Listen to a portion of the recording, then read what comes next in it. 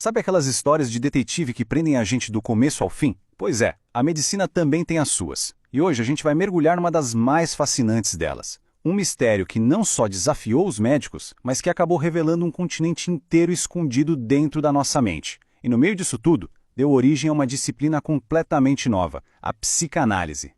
Vamos voltar no tempo. Imagina só a cena. Estamos no finalzinho do século XIX. Os médicos da época estão lidando com uma situação, bem, no mínimo bizarra. Pacientes apareciam com sintomas super dramáticos. Gente que até ontem era saudável e de repente, pá, não conseguia mais andar, ou enxergar, ou até mesmo falar. O corpo dela estava sofrendo, de verdade. Mas quando faziam os exames, nada. Não tinha absolutamente nada de errado. Era um verdadeiro quebra-cabeça e um que deixava todo mundo de cabelo em pé. Pois é. E esse enigma, que virou o centro das discussões intelectuais da época, tinha um nome: histeria. Então vamos lá, vamos entender o que era exatamente isso. Olha, o ponto central, o que deixava todo mundo maluco, era isso aqui. A histeria era um sofrimento real, sabe? A pessoa sentia dor, ficava paralisada, só que a causa não era física. Tinha o sintoma, mas não tinha uma doença no corpo para explicar aquilo. E isso, claro, batia de frente com toda a lógica da medicina da época, que era muito categórica. Para cada problema tem que ter uma causa física, um órgão com defeito.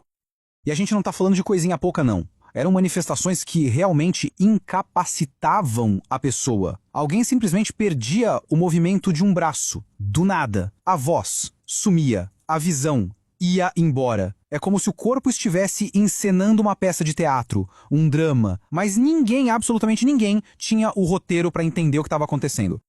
Claro que um mistério desses acabou atraindo as mentes mais brilhantes da medicina. Nomes de peso como Jean-Martin Charcot, lá em Paris, e Joseph Breuer, em Viena, começaram a olhar para esses casos com outros olhos. Eles foram os primeiros a dizer: opa, peraí, isso não é imaginação, não é frescura. Eles trataram a histeria como um fenômeno clínico sério que merecia ser estudado. E foi bem nesse cenário, nesse caldeirão de ideias, que um jovem médico chamado Sigmund Freud começou a sua própria investigação. E o mais curioso é que a primeira pista de verdade para desvendar esse enigma todo, ela não veio de um microscópio, de um exame de laboratório, nem de uma cirurgia revolucionária. Veio de algo muito mais simples e fundamental. A palavra, a fala.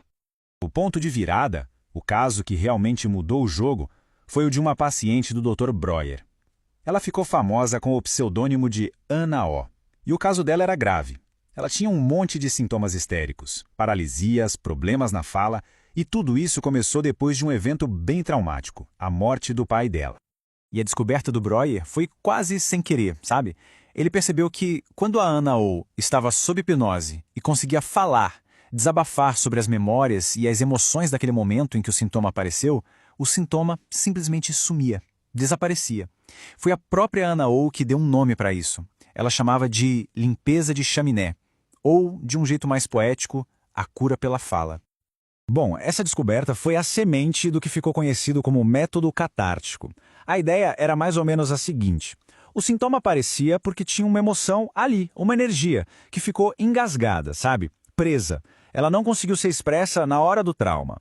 Então, a fala funcionava como uma válvula de escape mesmo. A pessoa falava, liberava aquela energia represada e pronto, o sintoma ia embora junto. O Freud, que acompanhava tudo isso, ficou completamente fascinado pelo trabalho do Breuer. Mas ele tinha a sensação de que tinha algo mais ali, algo ainda mais profundo acontecendo. Ok, a catarse, a liberação pela fala, era a chave. Mas qual era a fechadura? Ele sentiu que precisava ir além. E essa intuição levou o Freud à pergunta que, no fundo, é a pergunta de $1 milhão. Beleza, falar cura. Entendido, mas como? Qual é o mecanismo exato que faz uma dor da alma, uma lembrança ruim, virar uma dor no corpo, uma paralisia? Como é que a mente consegue fazer o corpo adoecer desse jeito? A resposta que o Freud encontrou para essa pergunta simplesmente mudou a história da psicologia. Foi o conceito de conversão. A teoria dele era a seguinte: a energia de um conflito mental, de uma ideia que é tão insuportável que a gente reprime, ela não some no ar. Pelo contrário, ela é convertida em um sintoma físico. O corpo vira, literalmente, o palco de um drama que a nossa parte consciente não dá conta de assistir. Isso foi uma revolução gigantesca. Pensa bem, antes do Freud, esses sintomas eram vistos ou como invenção, coisa da cabeça no mau sentido, ou como uma falha nos nervos, no corpo. O Freud virou essa lógica de ponta cabeça. Ele disse, não, os sintomas são reais sim, e mais do que isso, eles são simbólicos. Eles têm um significado escondido. Aquela paralisia no braço, por exemplo, podia muito bem ser o símbolo de um desejo reprimido de fazer algo que era proibido.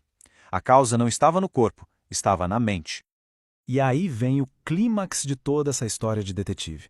A conclusão lógica de tudo isso é bombástica. Se um conflito que está escondido, oculto, pode causar um sintoma real, físico, então só pode significar que existe uma parte da nossa mente que funciona fora da nossa consciência, uma parte com força, com vontades e com leis próprias. Para Freud, a histeria foi a prova cabal, a evidência irrefutável de que o inconsciente existe. A partir daí, gente, tudo mudou. O objetivo não era mais só fazer um sintoma desaparecer. O jogo agora era outro. Era explorar esse território vasto e desconhecido, o mundo do inconsciente. A psicanálise estava oficialmente nascendo. A evolução foi muito clara, né? O método catártico foi o que abriu a porta. A teoria da conversão mostrou o que tinha lá dentro, o inconsciente. E com essa descoberta em mãos, Freud foi além e desenvolveu a famosa associação livre, aquela técnica de pedir para a pessoa falar absolutamente tudo que vier à cabeça, sem filtro, sem censura. Era um mapa para seguir as pistas que levavam até esse lugar oculto da mente. Então, resumindo, qual é o grande legado que a histeria deixou? Primeiro, e talvez o mais importante, ela ensinou que sofrimento psíquico não é imaginação, é real e pode sim se manifestar no corpo. Segundo, ela foi a porta de entrada, o portal mesmo, para o conceito mais revolucionário do Freud, que é o inconsciente. E terceiro, foi justamente na tentativa de decifrar esses enigmas que o Freud acabou criando todo o método e a teoria que a gente hoje chama de psicanálise. E essa investigação toda, que começou há mais de um século, deixou uma pergunta no ar que continua super atual. Pensem comigo, se a mente tem o poder de criar um sintoma físico tão real a ponto de paralisar um braço, qual é o limite da sua influência sobre a nossa vida? Onde é que termina a mente e onde começa o corpo? Essa é a grande questão que a psicanálise nasceu para tentar responder. E é uma questão que, convenhamos, continua fascinando a todos nós até hoje.